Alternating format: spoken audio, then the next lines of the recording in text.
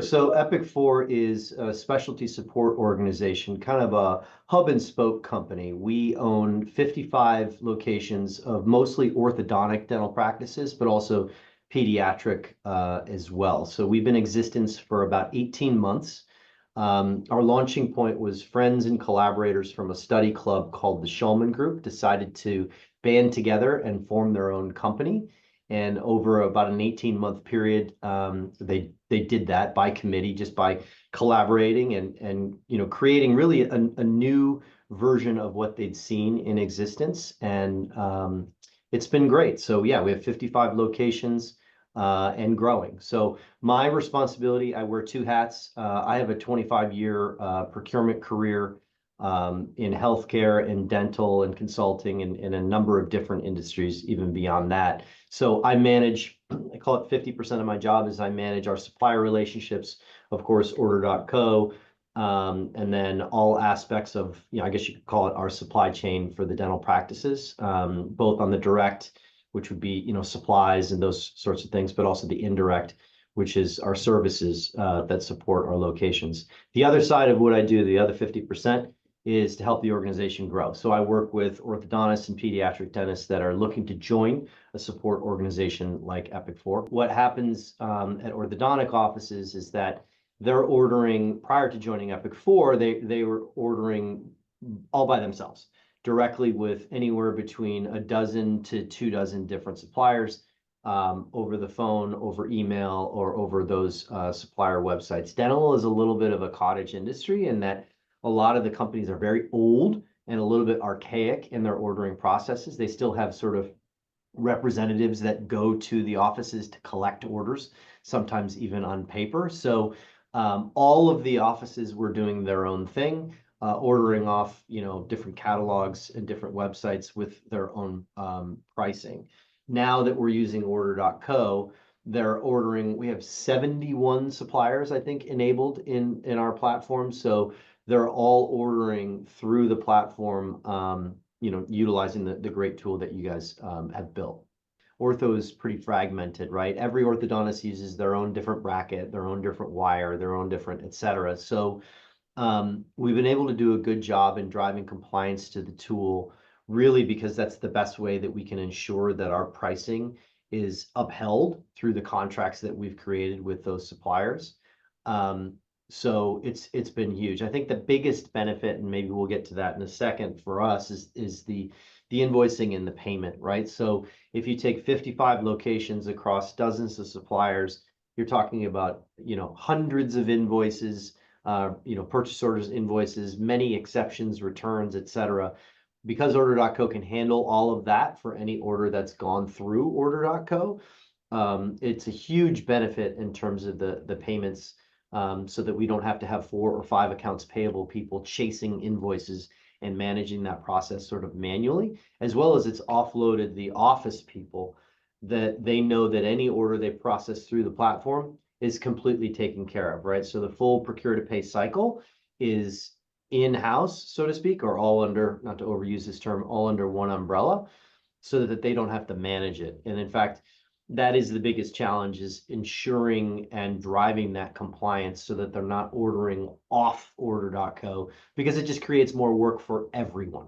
We have about 18 months under our belt as a company, and I would say probably 10 or 11 months at a run rate where each office has no excuse not to use Order.co. So what we're actually building right now is a procurement compliance dashboard. What I really want to understand is, for all those suppliers and supply orders, I should say, that should be going through Order.co, what's the run rate that they are versus the others that are slipping through and going to invoice? So, we think that we have a good level of compliance based on the hockey stick growth that we've seen in compliance with the tool over time.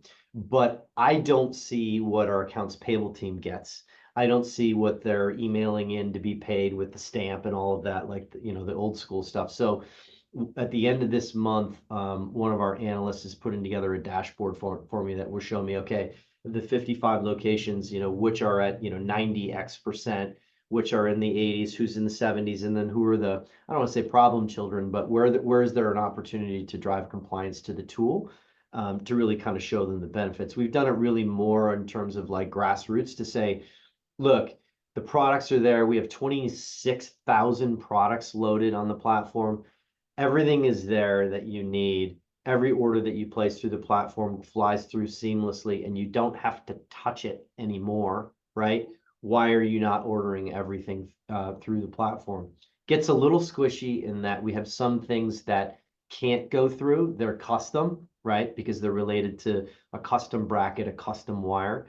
So, we might have suppliers that are fully enabled on the platform that we're ordering 10 to 15% of our stuff across our enterprise outside of it because it can never be inside of it. I mean, we're now I think we're over $215,000 a month.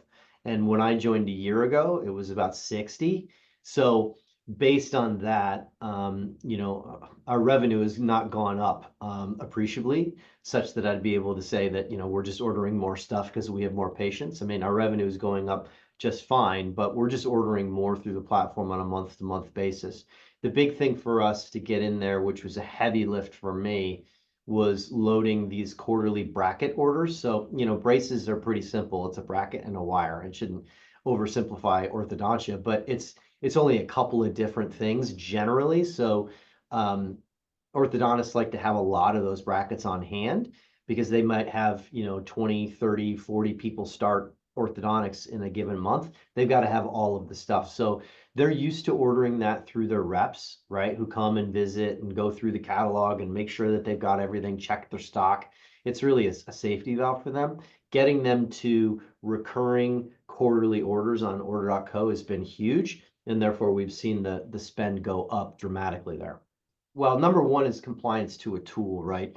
The ability for them to order, whatever they want, and also to add things that they want to order. I'm sure your other clients have a huge Amazon spend, but our offices are always ordering different stuff for the office, promotions, patient supplies, patient marketing. Amazon makes it really easy to order the little kitschy stuff that they need to order. So driving compliance to the tool, because it's so easily manageable, is huge.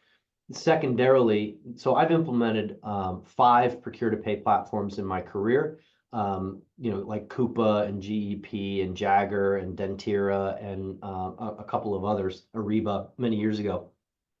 The thing that benefits the most is the second P in the procure-to-pay, and that's the invoicing engine, right? The ability to pay the suppliers immediately, and then for us to be able to pay weekly in batch with terms that in some cases, some of these suppliers, again, back to the archaic or cottage industry of the dental world, that we wouldn't be able to get a net 30 or net 45 or net 60 because we just don't have enough purchasing power currently. So to be able to streamline those terms is huge for us for a cash flow basis. But more importantly, we don't have to hire, as I mentioned, a team of accounts payable people to be managing these invoices. Since it's all taken care of at batch and then with immediate terms. The second P is where we're really getting the benefit, right? In the payment side of things and the processing, the streamlined processing of invoices. We not only help our practices manage procurement, but we take care of all of their financials, all of their HR, all of their benefits, all of their compliance, all their marketing, et cetera, et cetera. So as part of that, because as we've integrated new practices, we tell the office manager and the ordering people that they're going to see a reduction in time spent managing ordering by 50% or more, both because everything is all there in the platform, and if it's not, I'll add it, maybe a little slowly, but I'll add it. And then you can create obviously lists and schedules and different things that you want to do and want to keep so that you can make reordering easy. And then I think I touched a little bit upon, recurring orders, setting those recurring orders. We have a couple of practices that are doing that, like ordering gloves once a month, set it and forget it, don't have to touch it again. That's absolutely huge. I think the biggest benefit that we don't talk enough about is that second piece, right? They just don't have to manage invoices. They just don't have to process them. In fact, at least once a month, someone will email me or call me and say, hey, what about this invoice that I have to process? I thought I ordered that through order.co. And I say, no, you didn't. Sorry, you're on your own. You have to do it the old-fashioned way. Let this be a reminder that all of these products are set up in the platform. Next time, do that. So, and a lot of them will come back to me and say, oh, why didn't we order it? And I don't know. I'm not in your office. I know you needed it, obviously, but I don't know why you didn't open up the platform and order it from there. So we generally talk about, when we integrate a practice, we talk about how you'll see a 20% reduction in cost of your supplies, which is huge for us as they're joining the organization, and big for them because they want to make sure that they're minding the store, so to speak, and that you'll see at least a 50% reduction in the whole process of ordering if you use the platform. For those things that you don't, you're going to have to do it the old way. An office manager typically talks about how they're going to spend between 5 and 7 hours a month ordering stuff, right? Processing, et cetera, et cetera. Like I said, we've seen basically a reduction in almost half to that. So, what is that, 2.5 to 3.5 hours of savings per month. And really, that doesn't sound like a lot, but given everything else that they've got going on, they can spend time now, with the staff, working on culture, working on, manning the phones, et cetera, et cetera. It's not really been something where we're like, this is the amount of time saved, so we want you to go work on X. It's really all about the support network and the value that EPIC4 adds as an overlay to the practice operations. As we get bigger and as we drive more spend through the platform, I'm able to pull that data and go back to a supplier and say, look, our spend is going this way. For our next agreement, I want better pricing. And the only way that I can do that is to drive the spend through the platform.